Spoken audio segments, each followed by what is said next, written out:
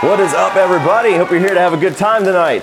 Yeah, the Autop stream has put together a 31 on 31 night of comedy for all of you. That's right. Hope you're all ready to laugh. We're all a little tired, a little burnout from talking about murder and depravity and incest, so we figured we might bring things down a little bit for a change. You guys like Autop stream? All 5 of these knuckleheads? At least 3 of them?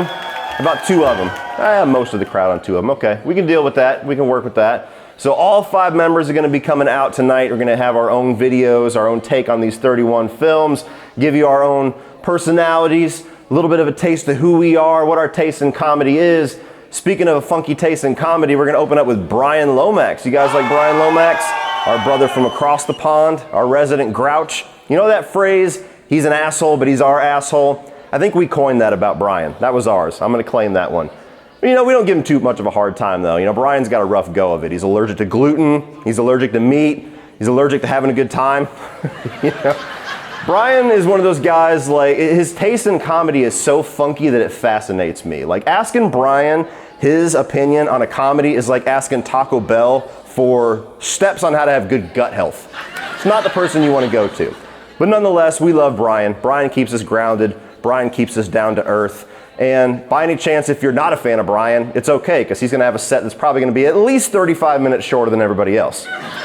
Moving on from Brian, after that, we're going to have the newcomer, Rudy, come out. You guys like Rudy so far? Kind of a new guy? Rudy's a good guy. Rudy's a good guy. You know, I keep him and Shaun in the group because they make me feel young, not because of their personality, just because they're all older than me. You know, if you're somebody that starts to take Metamucil at about 6 p.m., you've got a friend in me. Rudy is one of those guys that's just, you know, for as much of a hard time as I give him, he's just a really good old soul. You know, if you're somebody who's got relationship problems, or if your marriage is on the rocks, or if you just really like the taste of Zack Snyder's balls, Rudy is the guy for you. You know, oh my God, Zack, tell me more about your ideas. How much longer is this director's cut going to be this time? 4 hours? Oh my God, you're so good to me. Coming up after him, we got Charles, CP, CPO. I'm sure he's got 6 other nicknames that we're going to cycle through before this bitch is done. It's important to state, though, that even though his name is on the marquee out front, that there's about a 35% chance that CP is actually going to show up for this one. Yeah, I think if we've done about 15 of these 31 on 31 so far in the lifeblood of this concept, I think he's shown up on time for about 4 of them. So, you know, guy's got more fucking excuses than he does hats. But it is what it is. We love him too. You know, he's one of those guys that can laugh at himself. He's a comedian by trade, so he should be the one showing us all what to do tonight. But looks like he might just be catching the replay tape. You know, he's somebody who can laugh at himself, and that's very important. It's very important to be able to laugh at yourself if you're going to try and make other people laugh. You know, he's the most self-depreciating guy I've ever met in my life. You can't say anything that'll hurt this dude's feelings, unless you're an anonymous username on Reddit, and then you'll have a 4-hour live stream dedicated straight to you. Oh man, I mean, I've heard it all. I've heard, you know, I'm sick, you know, I'm in the hospital, something's burst, my luggage has been stolen. It's a shame that Charles has decided not to have kids, because if he did, it would at least open up another decade of excuses for him before we started raising eyebrows. My kid's sick, my kid's hurt, my kid drank the last vanilla Coke, I slapped the shit out of him and now I'm in jail. It opens up options, that's all I'm saying. But yeah, we love him, whether he shows up or not. We always love him. Now we have Uncle Shaun. Uncle Shaun will be coming up right after Charles. You guys like Uncle Shaun? Funny thing about Uncle Shaun, the reason I called him Uncle Shaun, everybody always asks, why do you call him Uncle Shaun? Is he really your uncle? Is it because he's old? No, it's because he made the mistake of befriending an asshole like me and letting it slip that he hates the name Uncle Shaun. Now he's Uncle Shaun forever. The thing that's funny about Shaun is that he is the reason why all of these shows will always go on, no matter what issues that we have. You know, the show must go on with Shaun. If we have any issues with the mics or the sound systems, you'll still be able to hear every fucking word this guy says because he is so loud and expressive. You know that little microphone that he has in his videos? It's like right off into the corner of his face. I've actually stayed at his house, and fun fact, that's just a prop. The actual microphone that takes this guy's audio is down the street. Yeah, Shaun is loud, he's proud with his opinions, there's a lot of arm movements. You know, you could put his shit on mute and probably get an idea whether he likes what's going on or not. And something that I've always admired about Uncle Shaun is that he always tries to remain having that tether to his younger audience. He always tries to make sure that he's relatable to them, that he's accessible to them, that he's somebody that can communicate constantly with them. And the way that he's able to do that is by adopting all of the new age terms that even he doesn't understand. Like this guy says mid more times a day than I say fuck.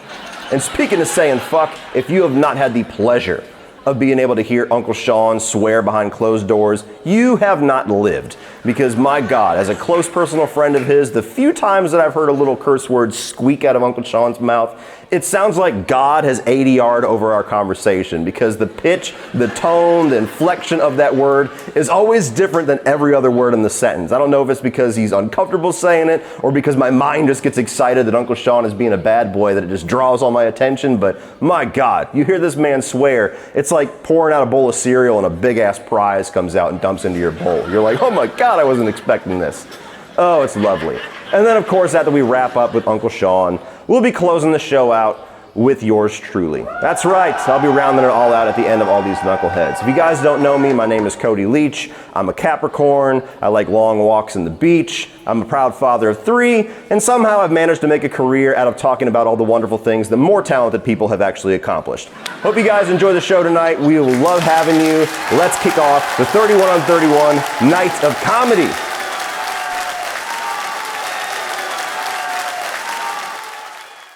What is up, everybody? Welcome to 31 on 31, a night of comedy. For the first time in nearly, 6 years that we've been doing 31 on 31, the first time that me and the Autop Stream crew are going to be diving into the comedy genre. One of my beloved genres, a genre that I have a whole lot of nostalgia for, mostly because it's kind of a dead genre in today's landscape, but nonetheless, 31 films that we picked. Now, as far as the collection of 31 films that we're going to be ranking tonight, we did not choose our favorite 31 comedies of all time or anything like that, although a number of my favorite comedies of all time did make it onto this list, thankfully. We just like the freedom of what we were able to do last year with our Creatures of the Night episode, and so we kind of applied that concept here, didn't stick to the hard rule of franchises that add to 31, and rather just picked a collection of comedy directors that are known for comedy, that have impacted comedy at some point throughout movie history, and picked 2 to 3 movies per director. And then Brian threw in Bruges. So for the full list of films that we're going to be ranking, you can check down in the video description below, but we have many different movies that are going to be on most people's favorites of all time. So all I can tell you is that this is one of those episodes where most of the films, if not all 31, are considered classics, and so there's not really any bad movies on this list. We're just going to be ranking them off of preference. Which ones impacted us the most? Which ones do we have the most nostalgia for? Which ones fit our personal comedy taste the best? Which one makes us laugh the most? All of that good stuff. And I'm here to tell you, for as much as this seemed like it was going to be a very casual, easy to stride through 31 on 31 episode, just based off of our private text chats, this is going to be the most wildly divisive list that we have ever done. I don't know who the hell is going to get the Lomax Award this year. We might all share it. And the last thing that needs to be said, which should already be well documented by now, especially given my little intro, but this is a video series that is brought to you by the entire Autop Stream crew, of which there are 5 of us. Brian Lomax opened for us today. Then we had Rudy. CP, I don't know if he's going to be able to make it this time because of some issues with his travel. And then we had Shaun, and now we are ending with me. So if you're watching me, all of the other videos should already be live. I'll have links to all of them in the video description below. So be sure to check them out, support their videos, and see how wildly different our lists are going to be, because it's going to be chaos. Now, with all of that out of the way, let's kick this bitch off with 31, my least favorite comedy on this list, which again is not a movie that I hate. It's not a movie that I think is a bad film, but it absolutely is a movie that just does not fit my comedy taste. And we're going to see a bit of a trend here in the bottom 4 or 5. Coming in at 31 is going to be Airplane. Let me just get this out of the way now, guys.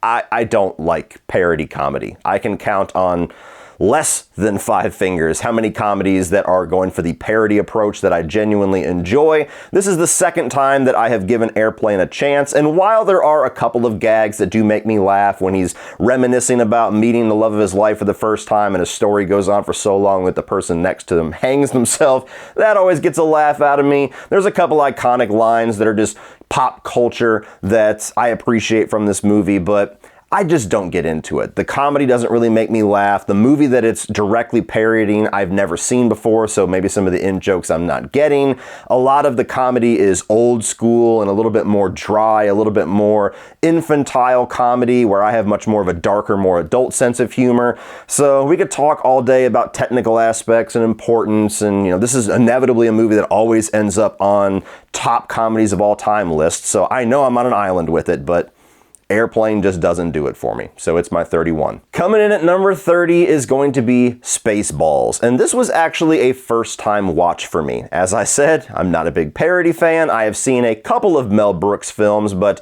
the ones that I had seen in previous years didn't do anything for me, so I never really had the motivation to watch some of the ones that are on this list that inevitably would be a first-time watch for me. And Spaceballs, I held out a little bit of hope that because I'm a Star Wars fan, that I would get a lot of the in-jokes and I'd be able to appreciate it more. And I certainly did get all the jokes. They just didn't really work a whole lot for me. A couple of the creative bits with some of the camera work and the old school trickery where you got Rick Moranis and then like watching a videotape of Spaceballs and they're looking back at the camera and going back and forth, and a couple of the sight gags that are playing on like Moss Easley and a few things. Like, I can appreciate it. I could watch this film and not be miserable. I just didn't find it funny. Maybe I got to it too late in life. Maybe I'm just not big enough of a Star Wars fan to really appreciate it. Or, most likely, what I'm going to, stamp as the reason, just not a Mel Brooks fan. Well, coming in at number 29, let me tell you, this movie is one serious piece of... Let me try that again. This movie is one serious piece of... One more time. This movie is one serious piece of cinema. There we go. What you think I was saying?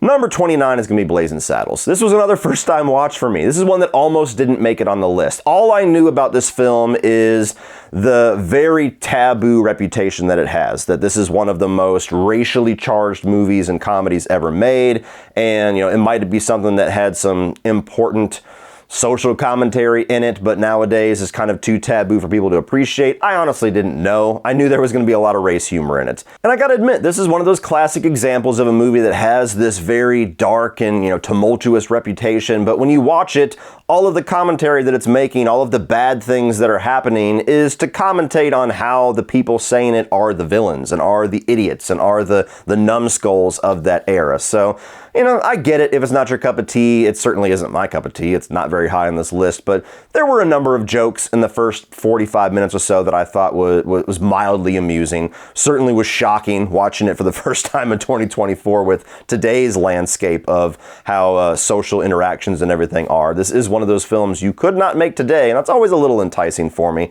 But as the movie went on, I felt like the shtick kind of got pretty dry.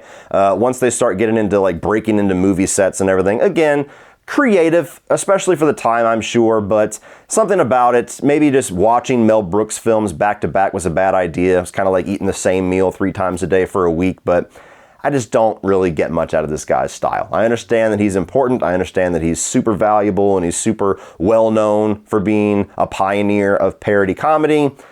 His magic just doesn't work on me. And now at number 28, and God help me if my buddy Abbott from elementary school is watching this, because this is one of his favorite comedies of all time. Number 28 is Young Frankenstein. And I know, guys, I stacked all of the parody movies in my bottom 4. I hate that because I usually give Brian shit for doing that exact same thing, like his bottom 9 or all the Texas Chainsaw movies or whatever. I usually try to vary things up and be a little bit more of a mixed thing, but honestly, these types of movies just don't work for me. What I liked about Young Frankenstein more than the other 3 is that, one, I really appreciated the old school black and white Universal Monsters aesthetic. I think that Mel Brooks did a great job at recreating that.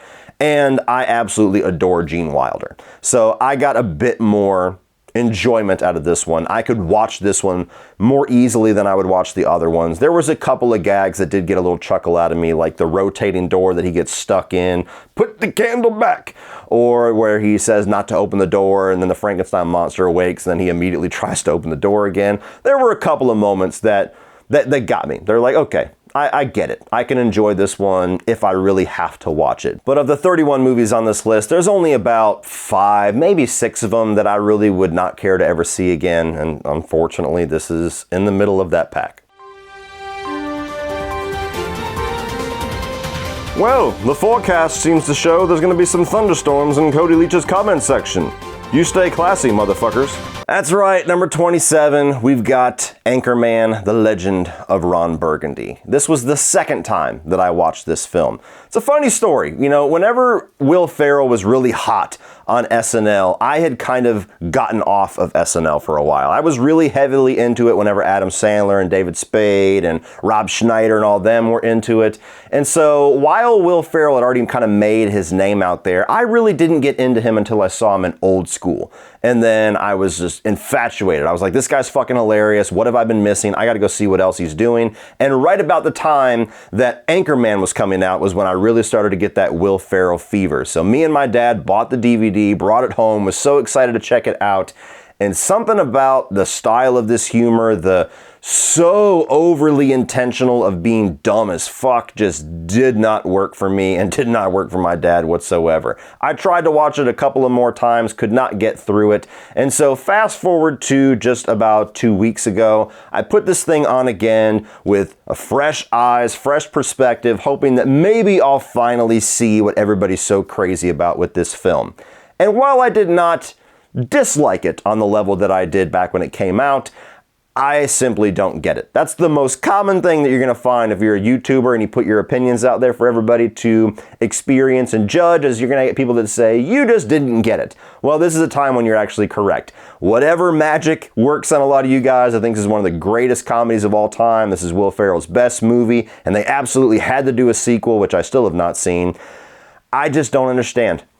I don't get the comedic value of what he's talking about. I don't get the comedic value of going that far into stupid. To me, there's a fine line between funny stupid and stupid stupid, and this one takes about 25 steps over that line. What? You ate all the cheese and you pooped in the refrigerator? That's amazing. I'm not even mad. Where did you get those clothes? The toilet store? Blah, blah, blah. Milk was such a mistake. I'm sorry, guys. You can petition to throw me off the air if you want. I just don't get this one. Coming in at 26, now we've got a small chunk of films that I'm just across the middle on. I think they're fine. I think they're okay. They're watchable. There's a couple of good gags. There's a couple of interesting things in the plot, but overall, I don't get overly excited about them. And number 26 is my least favorite of Edgar Wright's films, and that is The World's End. And this is one that I think is just okay. You know, it's got a little bit of an interesting story in here regarding hanging on to the past and having to grow up in regards to like how the friendship dynamics have changed within this group of people. And you've got Simon Pegg kind of leading the charge there. This is the first time within the Cornetto trilogy that Nick Frost actually gets to kind of be the straight man and Simon Pegg is kind of the loose cannon. So that was an interesting change.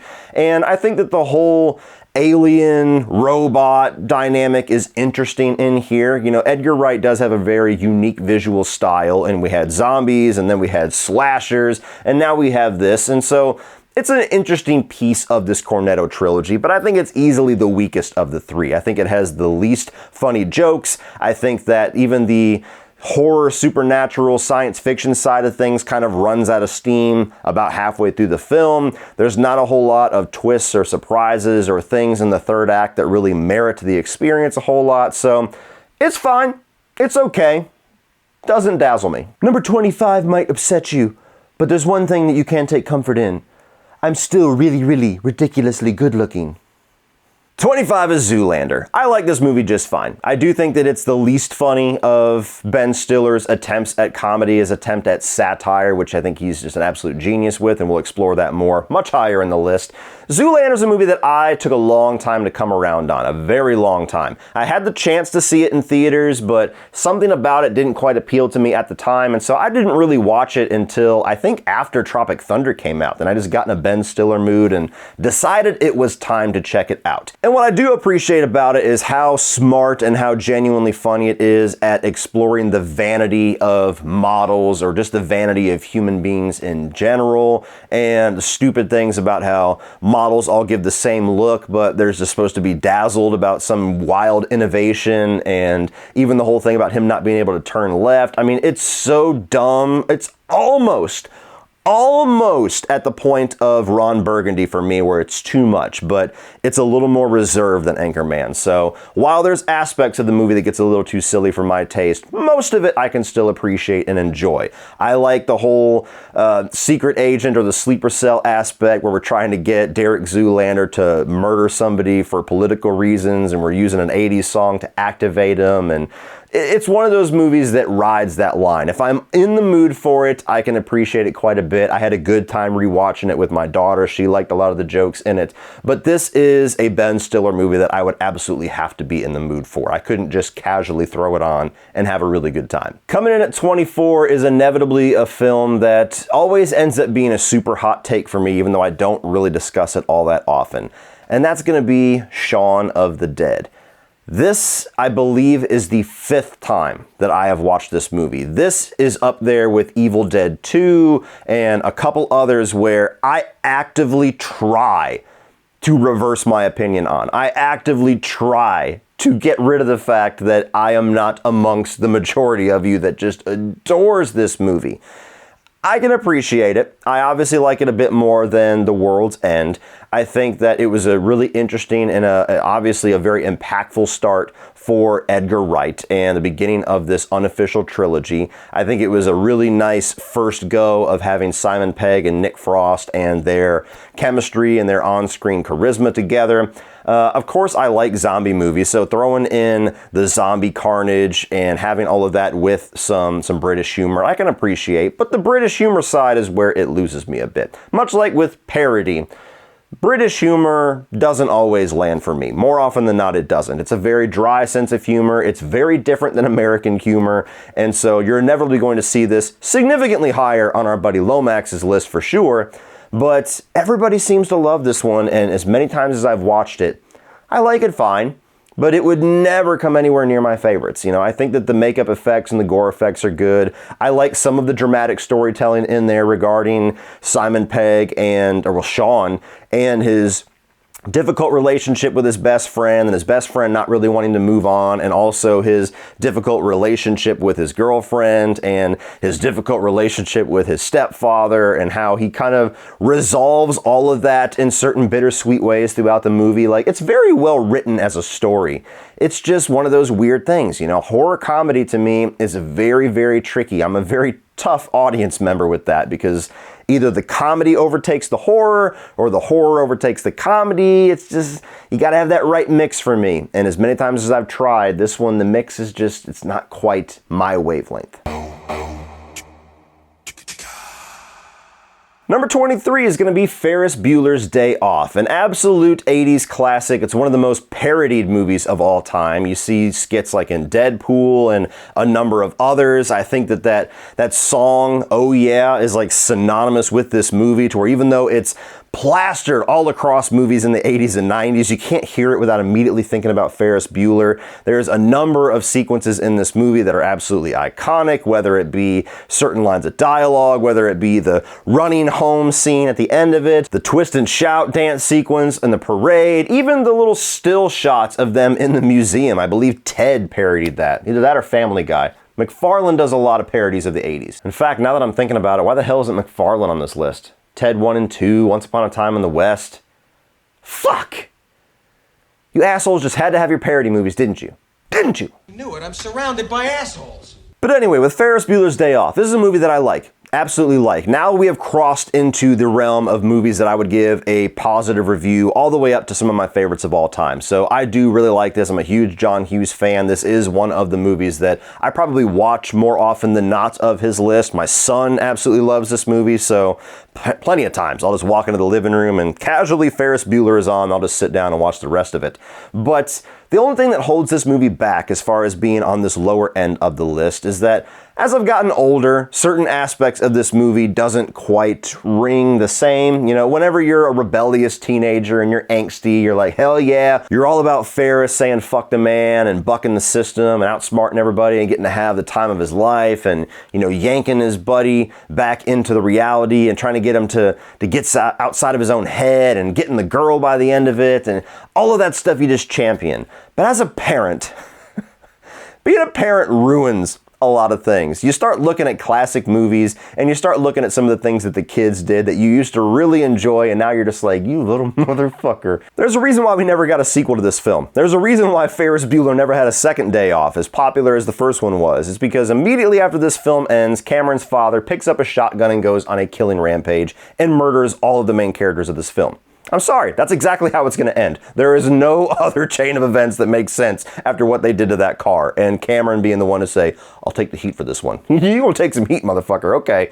And then there's another aspect that's always a little weird with this film, which a lot of times I'm really easily able to separate art from artist, depending on exactly what happened and what my attachment to the film is, but the fact that you got the actor that we have who is playing Mr. Rooney and then what he eventually was convicted of and why we don't see him in movies anymore and why he's being killed off in Beetlejuice.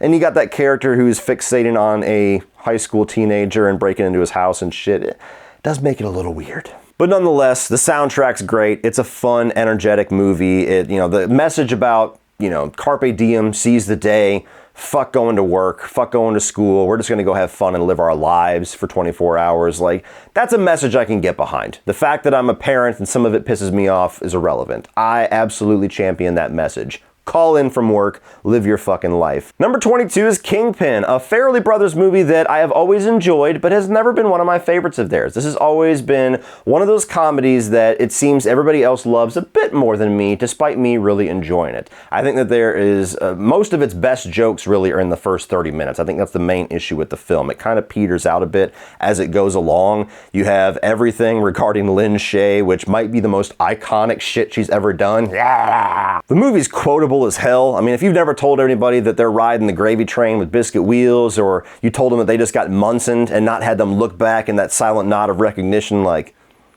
I recognize that, you haven't lived. But a really funny comeback story where two different people with completely different lives both come together and kind of pull each other out of their own ruts and bring each other back to the smiles and the good days and kind of broaden the horizons for each other. I've always been really impressed by Woody Harrelson's range. I mean, this guy can be in comedies and be genuinely funny. He can do really serious drama. He can be scary and terrifying. He's one of those actors that just can do the full spectrum of things.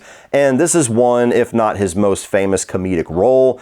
And of course, there's a lot of other comedic actors in here, many that you will see in other Farrelly Brother movies. And it only shows how great and impactful the comedic edge of the Farrelly brothers were in the 90s for this movie not to be higher on this list. The fact that they have other comedies that to me are twice the movie that Kingpin is just shows those guys were the shit. And as great as I like seeing one of these brothers go on to more Oscar-worthy things, I really wish we could get them back into the mindset they were in during the 90s and give us one of those classic comedies again. Somebody's got to fucking do it. It might as well be the Farrelly brothers. Come on. Do it. I need it badly. Coming in at number 21 is actually my second favorite Edgar Wright film, only beat by Baby Driver, which unfortunately was not on this list. But we have Hot Fuzz. This to me has always been the most enjoyable of the Cornetto trilogy, and what I like is that there's a number of different things that are just mashed together. It's a bit of a genre mashup that I think was done very well, because it's most actively kind of doing a bit of a light parody or being its kind of own send-up of buddy buddy cop films, buddy action films like Lethal Weapon and Bad Boys 2, and I think Point Break and Bad Boys 2 are referenced specifically numerous times throughout this film. So it's going for that type of movie, but you also have a slasher aspect to it. You also have like this religious cult horror to it, but all of the different things it's going for never dilutes or overtakes anything else. You got Simon Pegg, who's this badass cop who always gets his man and never gives anybody a break, who's sent into this town where it's really fucking weird, doesn't really seem to be much to do, and so he's just kind of being anal about all these little tiny misdemeanors and stuff. And then he uncovers this whole plot where motherfuckers are just dying in bloody and graphic but mysterious ways that always just gets wrote off as an accident, and it's very clearly not an accident. I think the gore is great. I think that the way that they kind of cloak the killer and build that mystery very much has this slasher aesthetic to it that is very fun.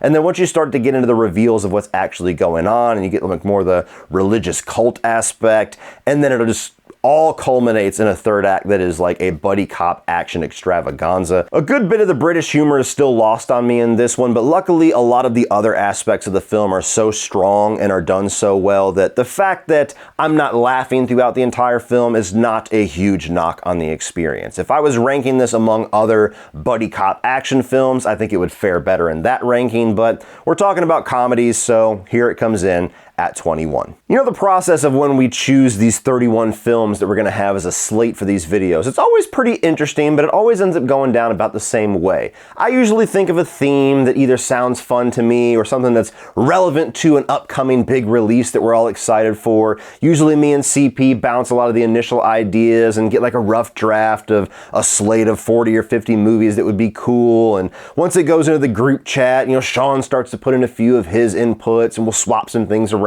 and Rudy puts in a few of his ideas and we'll swap some things around, and then everything starts to look perfect. This is the 31 that is going to be amazing. And then inevitably, out of nowhere, fucking Lomax walks in like Bane.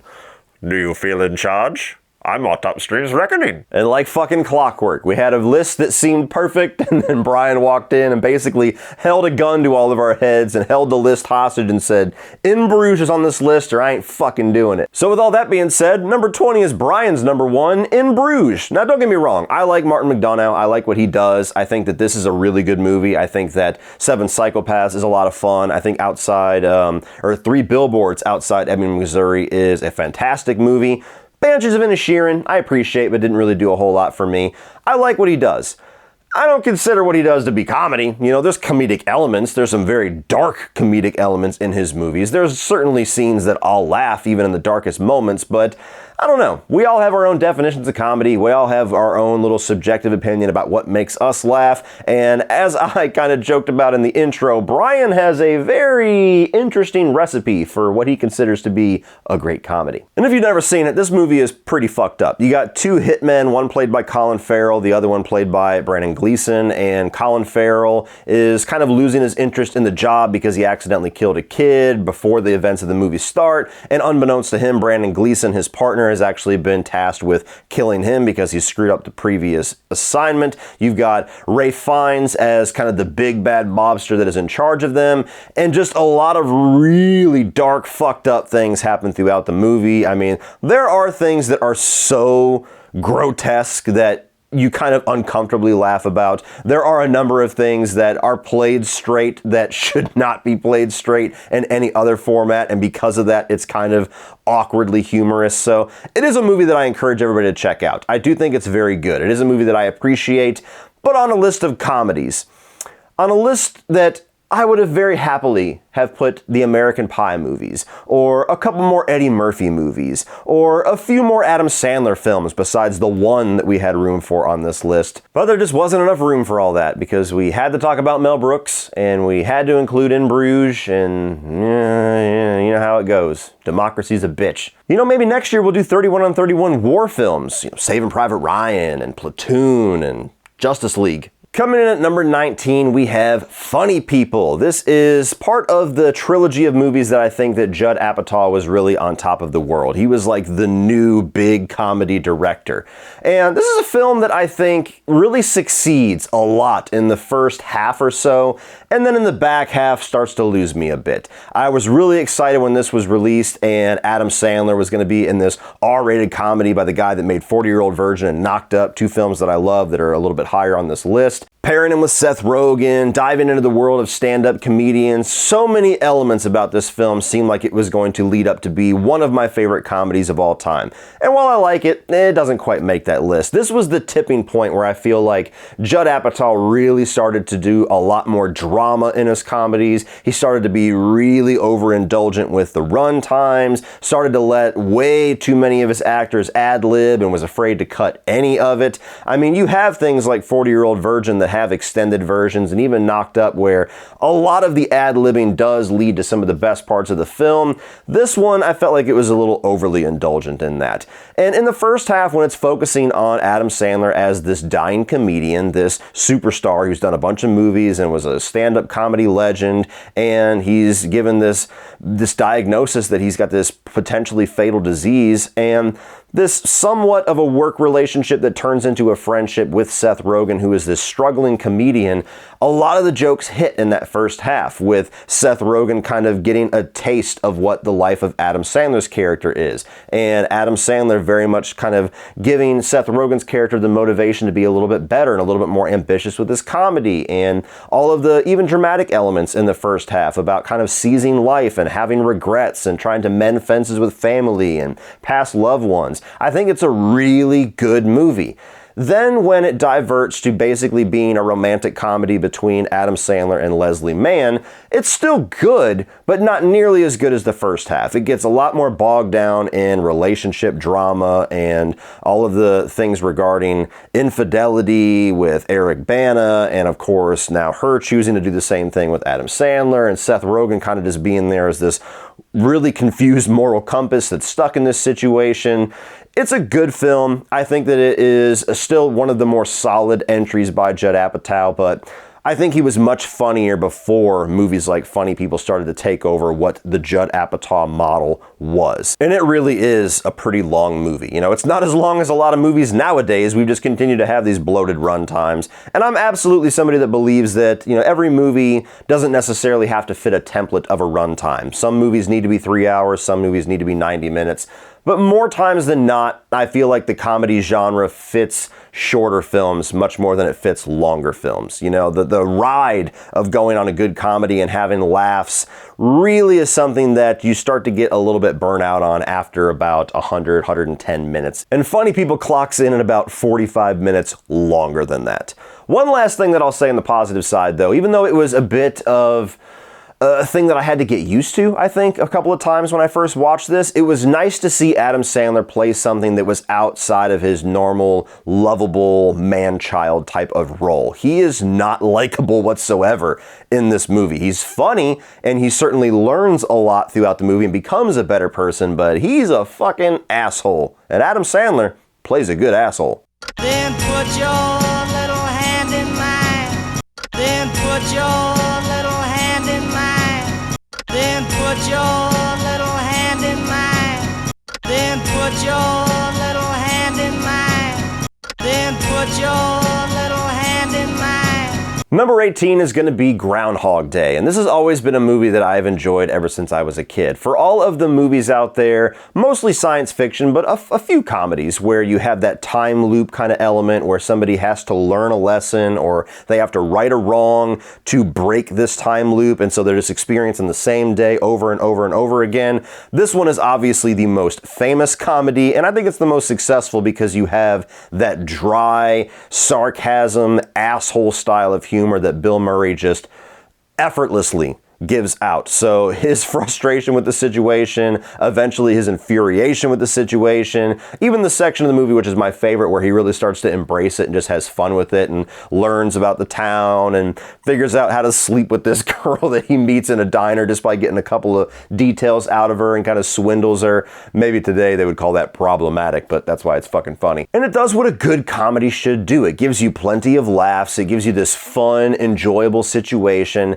but it also has a heartbeat in it, and it starts to really show itself in the last act where it's all about Bill Murray learning how to be a better person, learning how to be a nicer person, learning to be the best version of himself so that ultimately he can end up with Andie MacDowell and they can live together happily ever after. It's just a really good classic comedy that I think utilizes that time loop scenario to its biggest comedy potential. Coming in at number 17 for me is going to be The Hangover, which obviously is still a movie that I really like. It's still right here in the middle of this list, and you know, it's one that I can enjoy and rewatch quite a bit, but this is one that used to be significantly higher in my list of favorite comedies for me and has only dropped over time because of the existence of The Hangover 2 and especially The Hangover 3. Now, I am somebody that always argues that remakes and reboots do not destroy the original. They do not affect the original. There should be no plausible reason why your enjoyment or your outlook on the original film should be affected by a new modernized version of it, because it's so easy to just block that out. That doesn't exist. But I don't quite have that outlook when it comes to sequels sometimes. I do think having direct sequels that play right off of the events of an original film being a disappointment or a flat out bad movie can in fact impact how you feel about the original film. The Matrix trilogy is a perfect example. I really don't like Matrix 2 and 3, and that has affected my love of the first film a little bit because I know eventually what that story leads to canonically. And The Hangover is one of those things where I think it was a great lightning in a bottle comedy. I always was a fan of Todd Phillips up to this point, but this was by far the biggest bit of success that he had until Joker. And it was just this big pop culture moment where suddenly this R-rated comedy was this massive financial success, and it became just this instant pop culture thing where everybody was referencing the movie and everybody was wearing clothes from the movie, and you know, the Mike Tyson thing and the tiger and the missing tooth, like so much about this became like the comedy of that generation. And it was so unexpected. I expected it to be funny off of the trailer. I did not expect it to be this huge comedy that it was. And I still think that there is a lot of solid things in here. I still think that the chemistry between the main three cast members is really good. This was the first movie that Bradley Cooper became likable for me, because before this he always played kind of the douchebag or the asshole, you know, like Wedding Crashers. I hated him in that film. So this was the first one that made me go, oh, he can be cool. He can be a likable guy. This guy's probably got a good career ahead of him, and holy fuck did he. This was also the movie that really catapulted Zach Galifianakis' career, where he was this guy that I saw in a number of movies like Out Cold and a few others, and you know, I think at this time he even had that, was it Behind the Ferns thing where he's doing the mock interviews? I could be wrong about that, but he was certainly a presence that I already knew of, but this movie just catapulted him to where suddenly he was like starring next to Will Ferrell in a number of movies, and you know, he was the guy. He was the breakout star of this film. And the way that they frame the storyline of this movie, where it's a comedic mystery. It's three guys that have no recollection of the night before, and they have to backtrack with all these tiny little details to try to find their missing friend. Very similar to like Dude, Where's My Car, where they're trying to backtrack to eventually find the car. And I think that that's a really good setup for a lot of great bits, whether it's going to Mike Tyson's house or getting tasered in this police demonstration or ending up at a prostitute's house that you had sex with and didn't remember. Like, it just sets itself up for a lot of really funny scenarios that all you need is these tiny little plot threads to tie all these bits together. And it was done wonderfully with this first film. But then we got Hangover 2, and then we got Hangover 3, and to me the concept and these characters and the style of this movie was just done to fucking death. And so it's been a number of years since I have rewatched The Hangover. Rewatching it for this list was the first time in probably 7 years, maybe even 8. So if you had asked me to rank these films back a year or two after this film came out, this probably would be in the top 10, easy.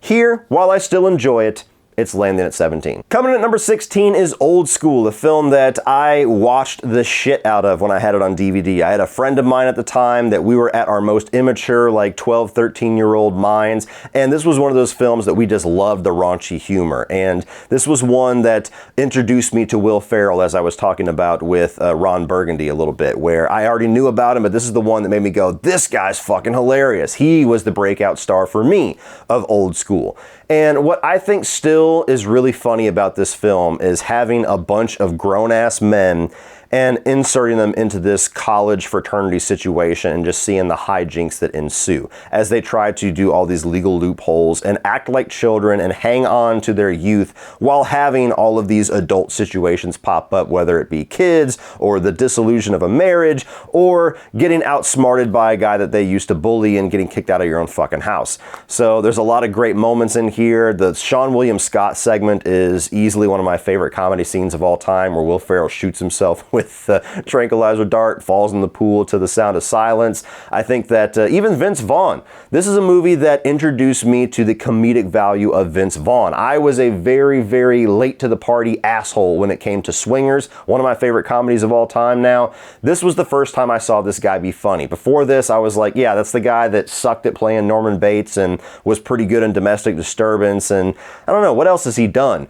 And then this comes out, and suddenly, just like with Zach Galifianakis, I'm seeing Wedding Crashers, I'm seeing The Internship, I'm seeing Fred Claus, you know, Wedding Crashers obviously being the best comedy he's ever done, but Vince Vaughn and Will Ferrell were huge standouts in this. And my God, I cannot skip without saying that this movie was also another very important introduction to me. Alicia Cuthbert.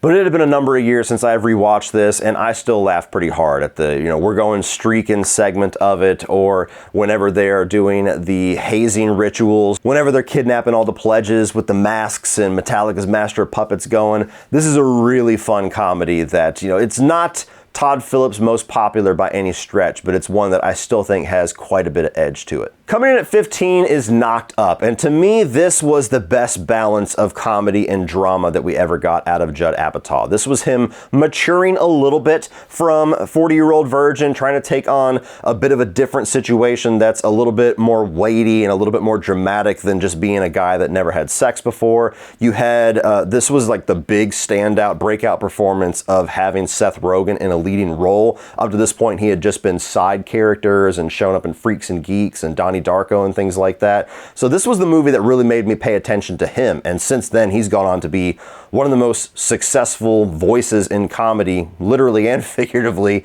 since then.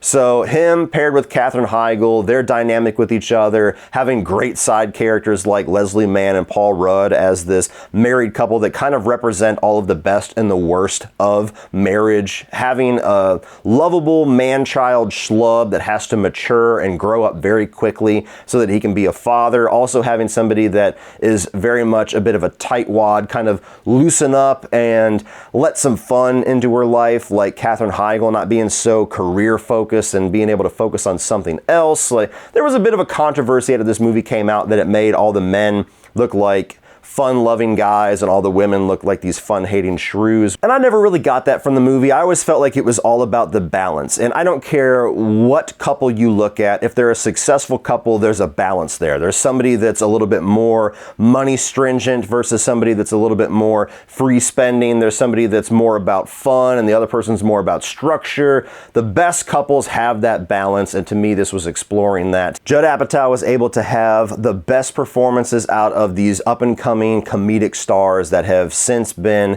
the main faces of comedy, and being able to have a lot of those ad-libbing moments that he's able to expand upon in director's cuts and have a little bit more of a beefy runtime than average comedies, while also having a very steady heartbeat in the film that ends on something that's heartwarming, that ends on something that, you walk away having something that you feel like you've learned from Knocked Up. When the clock is ticking, when there's somebody coming into this world that needs you to be the best version of yourself, are you able to become that best version of yourself, or are you going to be one of the multitudes of shitbag parents out there? I really like what the movie stands for. Coming in at number 14, you got National Lampoon's Vacation, an absolute classic. Now, I personally am a bit partial to Christmas Vacation. That is my favorite movie of these, I believe, 4 films, or 5 if you count the more modern reboot version with Ed Helms.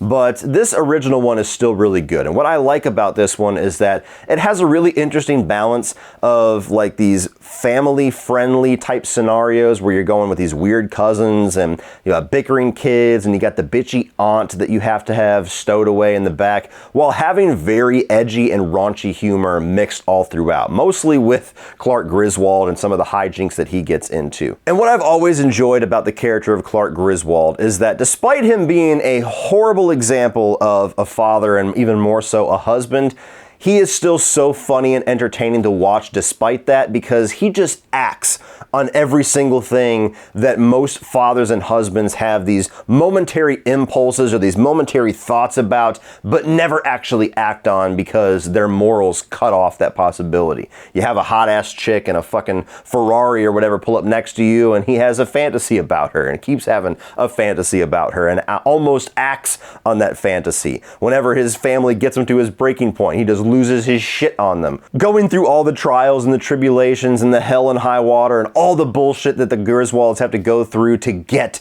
to Wally World, to have it be closed, and Clark Griswold does what all of us would want to do in that situation. Even just playing subtle relatable situations like the cousin Ed and having the bitchy aunt with the dog. Like, I am not a fan of movies killing dogs whatsoever, but it's fucking hilarious when it happens in this one, because just the way that they reveal that that is what happened. Or even having where they're driving, and as always, the dad gets stuck driving 90% of the time and he falls asleep, and the way the camera just kind of moves over and shows everybody and eventually landing on Clark. It's classic comedy. It's just old school stuff. It's simple. It's simple. Comedy is not hard. We overthink comedy so much nowadays, and this is a movie that proves that just the most relatable scenarios that are twisted just ever so slightly into being extreme can be timelessly hilarious. Coming in at number 13 is going to be Weird Science. One of my favorites, while not being seemingly many other people's favorites of John Hughes. Maybe it's because I grew up watching this one, maybe it's because it's just a relatable scenario at the age that I saw it, but I have always really liked this 80s version of technology, where you have these two nerds that know nothing about women, that have all the sexual horny desires of kids that age, but just have no idea what to do with them, and seemingly have no hope to ever find what to do with them. And so they create a woman with their computer. Now, there are scenarios in here that don't age so well, where you have somebody who is in their 20s and Kelly LeBrock doing some very deliberately sexual situation stuff with kids that are supposed to be like 15, 16.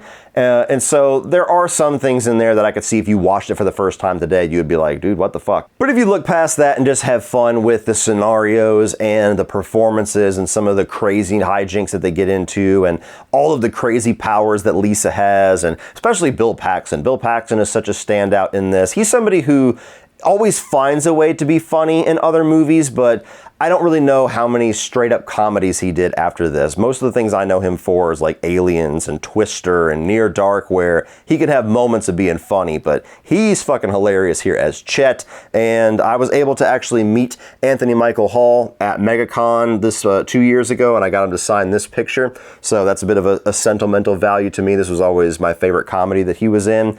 So Weird Science to me is one of the better John Hughes films for being a little bit edgier than some of his other ones, a little bit more risque than his other ones, and so I've always appreciated it. Coming at number 12, we got Talladega Nights, The Ballad of Ricky Bobby, and this is funny because 2 of the Will Ferrell movies that landed on this list, this one and one that I have yet to talk about, really go for that intentionally stupid thing that they do in Anchorman. But to me, the 2 that are high on this list find that perfect balance of being really dumb but still finding a way to make me laugh about it. And what I love about Ricky Bobby is that it explores all of the very true stereotypes in regards to rednecks and NASCAR fans and even sometimes Americans in general, and some of the stereotypes and some of the prejudices that we have, and especially that you used to have. And I just think that it's a really funny edge on all of that. And the heartbeat of this movie is the chemistry between Will Ferrell and John C. Reilly. This was the first time that they got together, and since they just had multiple movies together. And the dynamic between Ricky Bobby and Cal Naughton Jr., especially after Cal Naughton Jr. takes his wife away from him, is absolute comedy gold to me. The multiple phone calls that they have where Cal Naughton just does not understand why Ricky Bobby would be upset with him, it kills me every single time. I think Gary Cole is hilarious as Ricky Bobby's father, and the whole segment of the film where they meet and they have a dynamic with each other and he has to like retrain Ricky Bobby how to go fast, I think is great. All the side characters beyond Cal Naughton Jr. are hilarious, whether it's the pit crew or Michael Clark Duncan, or whether it's the mother, the grandmother, and the two boys that are delinquents. I mean, there's just so many individual sequences in this movie that are comedy gold, whether it be the prayer scene, whether it be the knife scene where they're digging it out of his leg, whether it be Amy Adams crawling on the table and them making it like a White Snake video while Journey's playing in the background. It's just comedy gold to me, and I love it, and it pains me to put it at number 12. That's how great the top section of this list is going to be. Coming in at number 11 is going to be Road Trip, and this is one of Todd Phillips' early films. In fact, it might be his first comedy, don't quote me on that, but this was the first time I was introduced to him, and it's always been one of my favorites. It came in right on the tail end of like American Pie and all of that. You had Sean William Scott, who was very much a rising star at the time, and I just think it's a hilarious scenario where you have a guy that thinks that he has been dumped, can't get a hold of his girlfriend after a number of days, and ends up having a bit of a one-night stand with this girl, makes a sex tape, and unknowingly to him, the sex tape gets sent to his girlfriend in Austin, Texas. So they have to make a road trip across country to seize the tape to prevent him from getting busted. And all of the different trials and tribulations that they go through along the way, all the different bits are just comedy gold to me. Whether it's Sean William Scott figuring out how to get his prostate milked, or you have Ruben, who is this big pothead and getting called out by Andy Dick, or you even have, who was kind of the big breakout of this one, where you have DJ Qualls as this kind of skinny, nerdy kid, and he becomes the star of the show when they sneak into a black fraternity. It's just a really good old school post-American Pie sex comedy that is laughs all the way through. The segment that they have to jump the car over that ravine and they're driving towards it, I get goosebumps and laugh every single time, because as stupid as that is, me and my best friend, that feels like something that we would have fucking done if it was a car that we didn't care about, which would never happen, so luckily we never found ourselves in that situation.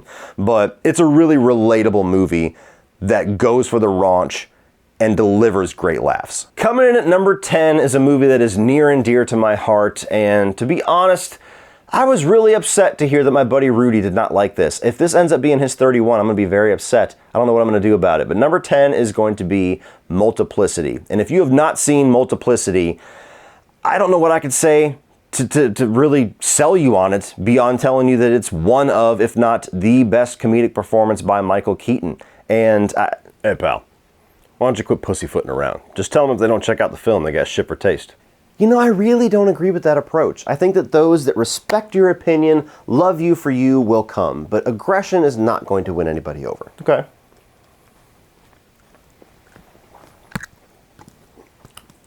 Hey, Steve. Cool video. So Michael Keaton has to play 4 different versions of himself in this movie. The story of this is that he's an overworked dad that feels like he's getting pulled in all directions. He doesn't have enough time to dedicate to his job, dedicate to his wife, dedicate to his kids, dedicate to himself. So he meets up with a guy who's able to clone people, and he clones himself and ends up cloning himself multiple times, trying to get all of his duties of life taken by one of his clones. So he has enough time to do everything that he has ever dreamed. And through all of that, he learns the value of all of the difficulties of life. He learns the value of struggling at work, the value of having to work at your marriage and having to be there for your kids and having to sacrifice. The value of sacrifice is the theme of this film. And as somebody that is a father and a husband and has certainly had plenty of times throughout my life, even before having a wife and kids, but certainly afterwards, where it just feels like there's not enough time in the day. There is not enough of me to go around. And if I just had more of me, all of my problems would go away. away. It is such a relatable concept. But it's pure comedy gold when you see Michael Keaton and the different inflections of his voice and the different mannerisms that he's able to bring to these distinct pieces of himself, whether it's the main Doug Prime, or it's the more alpha male version of himself in 2, the more feminine version of himself in 3, and even the broken part of himself in 4. All of it is just a pure showcase of the comedic talent of Michael Keaton, especially early on in his career. And as much as we all know him for things like Batman and much more recently here, a lot more dramatic roles, to me, Multiplicity is one of, if not my favorite movie that he's ever done, because it's just such a hilarious exploration of the different pieces of a man. Andie MacDowell plays wonderfully off of him. I think that she is gorgeous. She's one of the most naturally beautiful women in the world. And so when you get to the segment of the movie where she unknowingly fucks all 4 of them and thinking that they're all the same person, I think is just gut busting to me.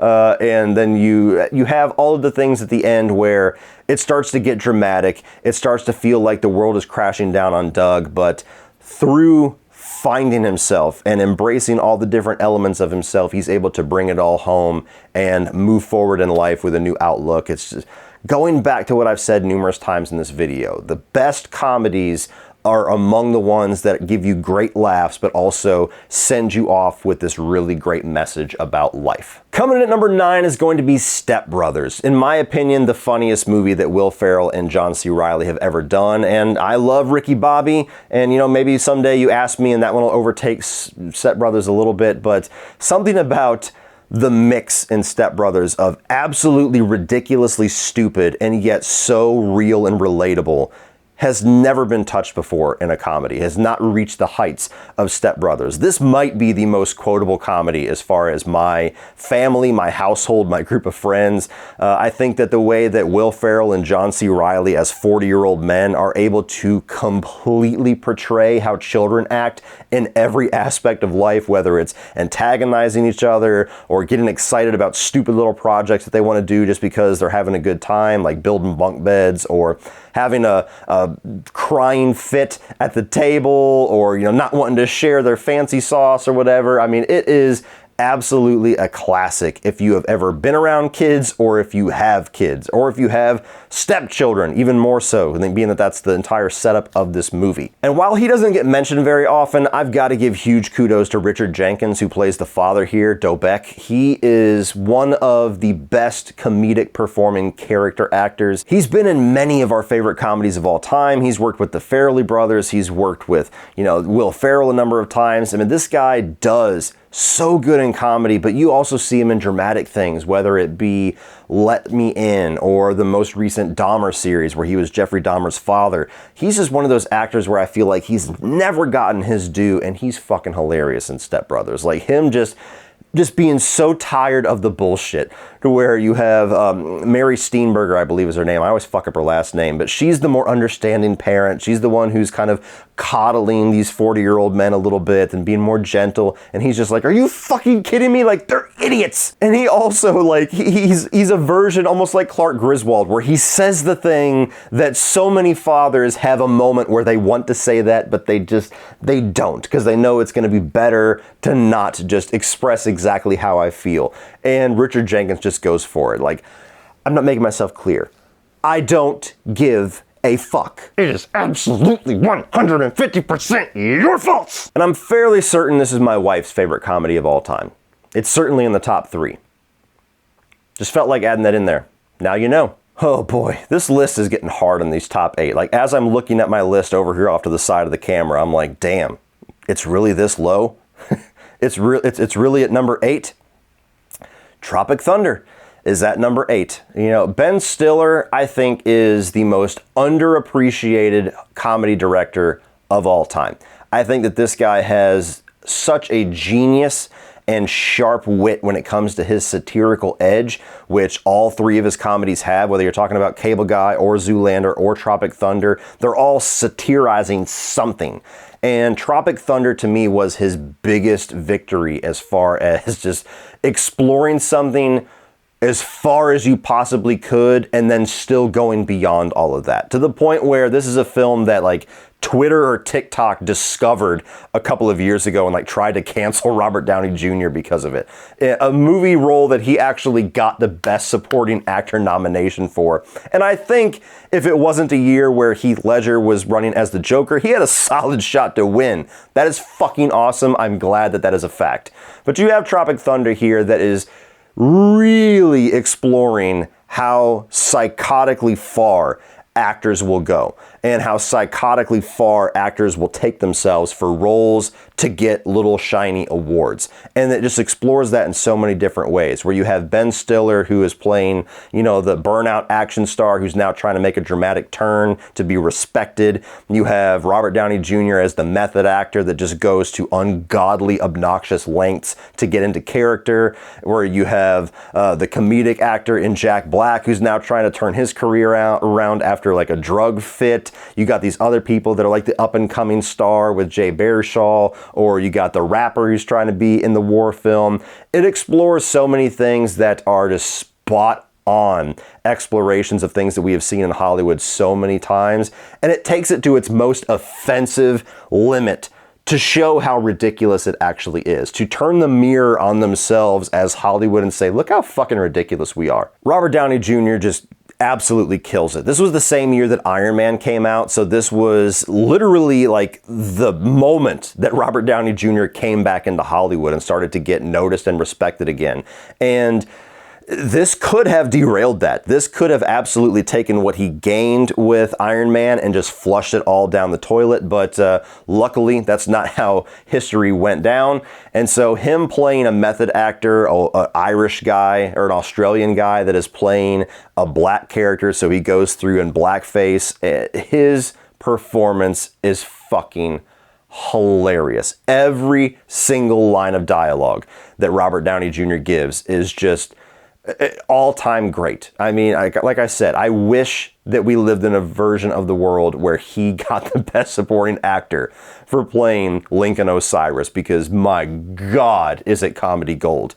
And then you have things like even Ben Stiller as a comedic actor, who, as an actor, he's always been underrated to me, where he's playing this guy who's trying so hard to dedicate himself to the script and be dramatic and can't cry, and is trying to be the method actor but can't quite get there.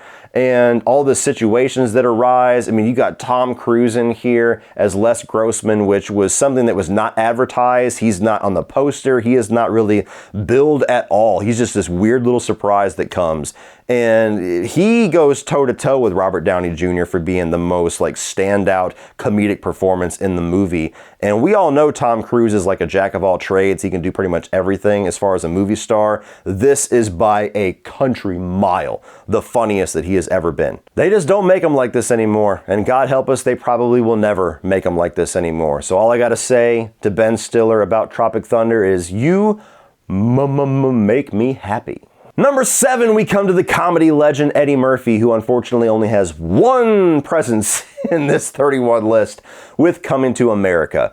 I would say that this is stiff competition for people's most favorite Eddie Murphy comedy. I mean, you got Beverly Hills Cop in there, which is action comedy. You got a lot of people that love 48 Hours and a few others. But to me, as far as just pure comedies, this is the one that is the fan favorite. And it's absolutely a timeless classic to me. I think that it's got that 80s Eddie Murphy edge. I think that it does a really good job at kind of having the fish out of water, almost in a reverse, where he's this prince that has literally everything. I mean, he gets bathed by women in a bathtub, and he decides to give all that up and go to New York and live in squalor to find his true love. Again, comedy that has heart. And there's so many scenarios, there's so many situations that happen in this movie that are hilarious. This was the first time that you really got to see Eddie Murphy stretch his legs in playing multiple roles under makeup with all the people in the barbershop. Kind of a bit of a precursor to what eventually he took to the nth degree in the Nutty Professor films. And it's just one that I think is absolutely timeless. A lot of the situations that are brought about here are timeless situations. Somebody that's trying to find love, somebody that wants to be loved for themselves, not their money, having parents interfere on both sides, having greed interfere, having a very selfish and a very, very vain best friend getting in the middle of all of that and not understanding the value of what he's trying to do, what Akeem is trying to bring about. It's just such a good movie that has one of the best, if not the best, comedic performances by Eddie Murphy in a movie. And that's a tall order. Number 6, we got Dumb and Dumber. And my God, it's only number 6. This is one of the hardest 31 on 31s that we've ever done.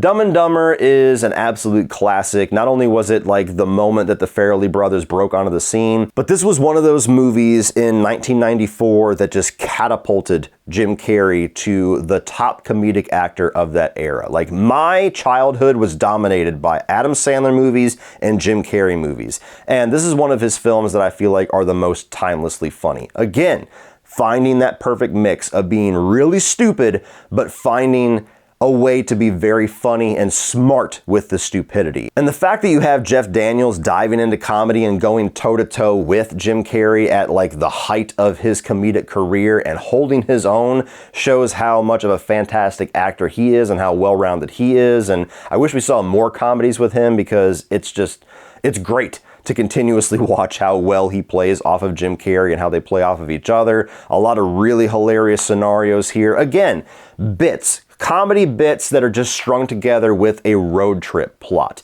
A lot of the best comedies, the ones that are most successful at being timelessly funny, take that approach. It's let's write these individual little comedic scenes where, they have this spicy burger with all these peppers and they play a joke on somebody. Or you got this guy in a diner that's going to kill them and so they find a way to make him pay for their dinner. And you just find a way to string all this stuff together with a plot that's feasible enough to get them from point A to point Z.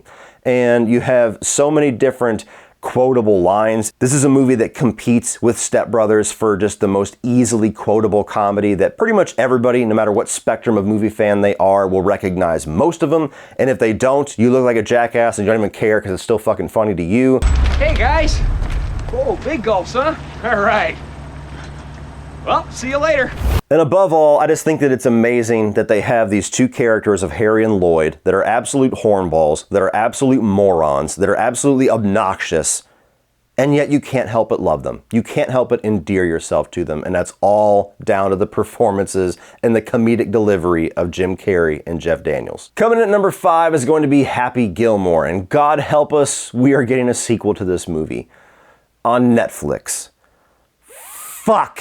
But the original, absolute timeless classic to me. This is again kind of the rise of Adam Sandler and very much sticking to his template of comedy where he plays this lovable man-child, kind of douchebag, but kind of endearing. He's a guy that wants to be a hockey player, but ends up being a golfer. His rivalry with Shooter McGavin. I mean, Shooter McGavin in general is one of the best comedic antagonists of all time. And this movie, along with Billy Madison, just really set in stone what to expect from Adam Sandler that we all fell in love with all throughout the 90s, where there's so much great dialogue, there's so much great little zingers in characters going back and forth with each other. There's these really just nonsensical images, like when he has his little premonitions and you've got the little person going by and the assless chaps and like the kiss mask and things like that, where you're just like, how the fuck do you sit around and think of things like this? Like, where did that come from? What was the inspiration for that? And yet it works.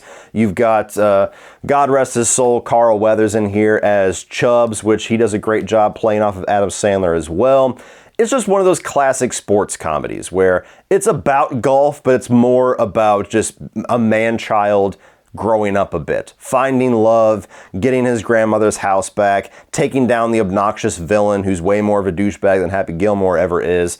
And, it's an endearing movie. It's one of the classic Adam Sandler comedies that still hits. Coming in at number 4, not the most popular pick for best Jim Carrey comedy, but it's been mine for quite a long time, and that is The Cable Guy. Yet again, I've got to give kudos to Ben Stiller and his satirical edge. The way that he is exploring people's addiction to TV and a whole generation of kids that were basically raised by sitcoms. You had absent parents and the TV was the babysitter. And this is like the most extreme comedic version of what could possibly be a byproduct of that, where you have Jim Carrey playing a stalker. He is lonely. He doesn't have any friends. He never really got any kind of, genuine love as a kid, and that is manifested in him fixating on people that show him even the least bit of niceness or least bit of attention as an adult. So he meets Matthew Broderick through just a regular visit as a cable guy and suddenly just infatuates himself with Matthew Broderick and his friendship with him and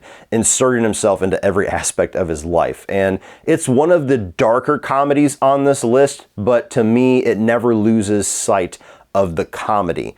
You know, something like In Bruges, I think the darkness really overshadows everything to where it's more of an uncomfortable laugh. This one has its uncomfortable laughs, but it's still just genuinely fucking funny because Jim Carrey's a riot. The things that he does with his face, the things that he does with his voice, the things that he does physically is just, that's his signature comedy, and it works perfectly here to make a character that you should be terrified of and shouldn't be funny at all be hilarious and almost make you want to be friends with him despite how psychotic he is. I love the way that he constantly references movies and constantly references TV shows and uses those as his multiple aliases and uses those as how to address and how to attack certain life situations. Like anytime a problem comes up, he thinks about a scenario in a movie that was similar to this and just kind of repeats that in life.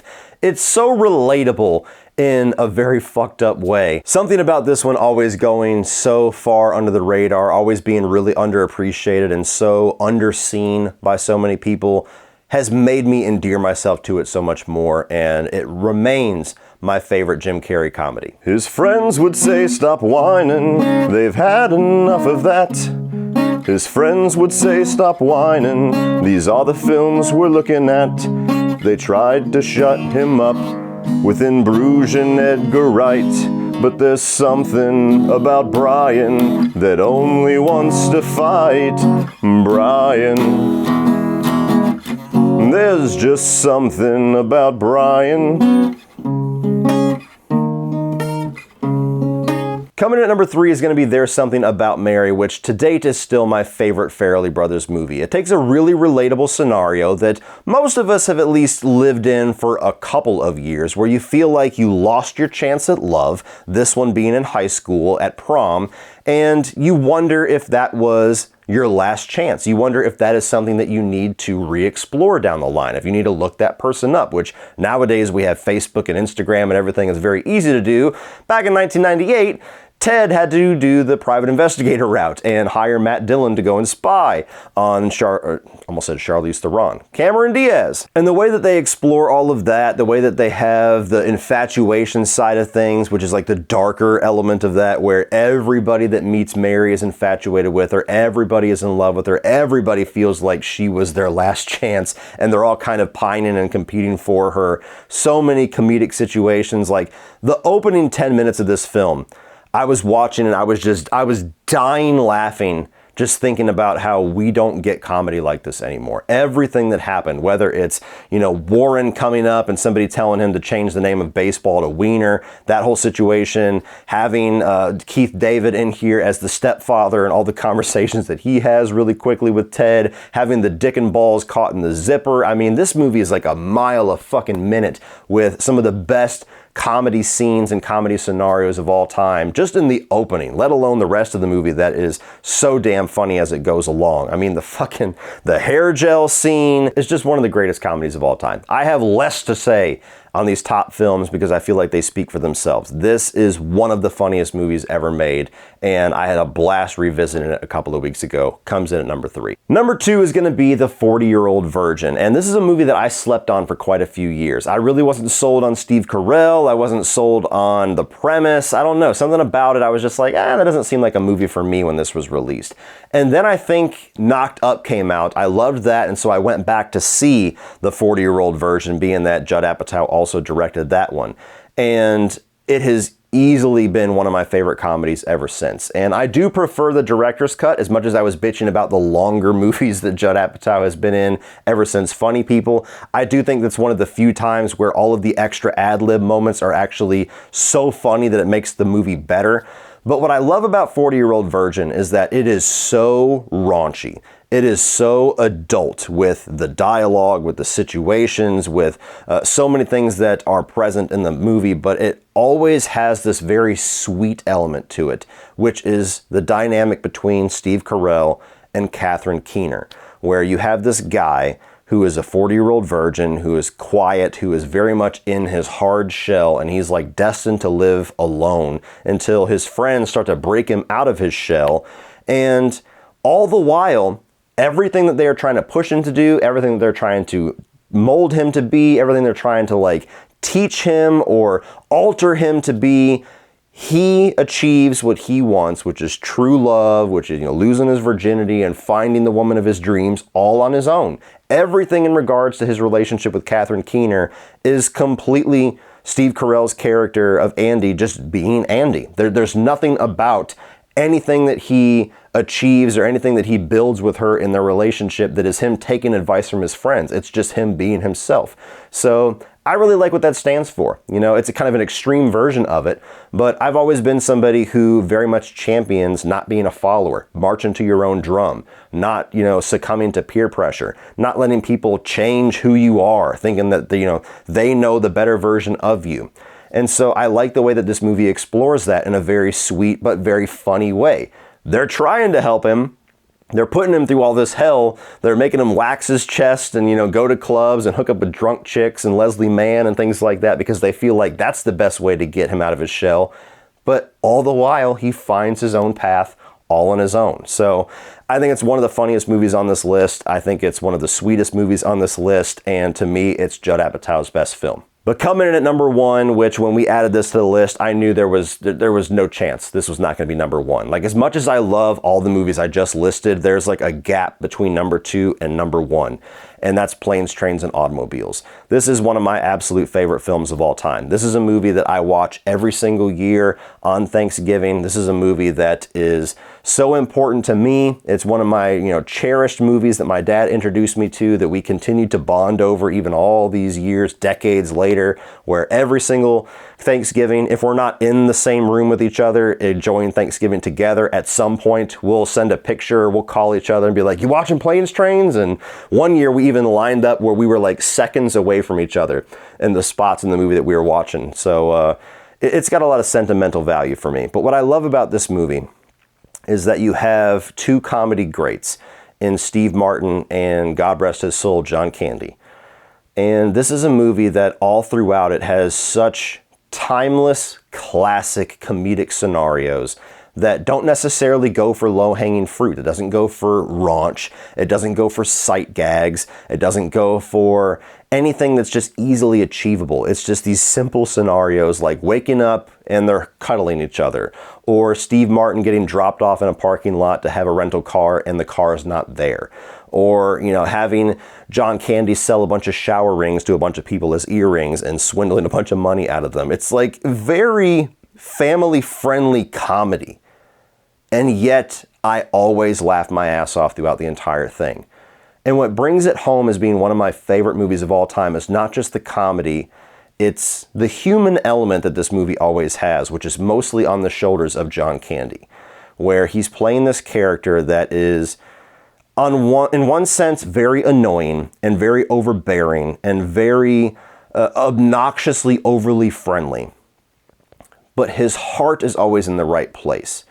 And so you experience all the frustration through the character of Steve Martin while also endearing yourself to John Candy's character at the same time that Steve Martin slowly does throughout the film. And the way that it ends with the revelation of John Candy's wife and why he keeps showing up all throughout these different cities and finding his way back to Steve Martin, it's just something that it always chokes me up. It's a comedy that brings that extra something there that just, it touches something about life.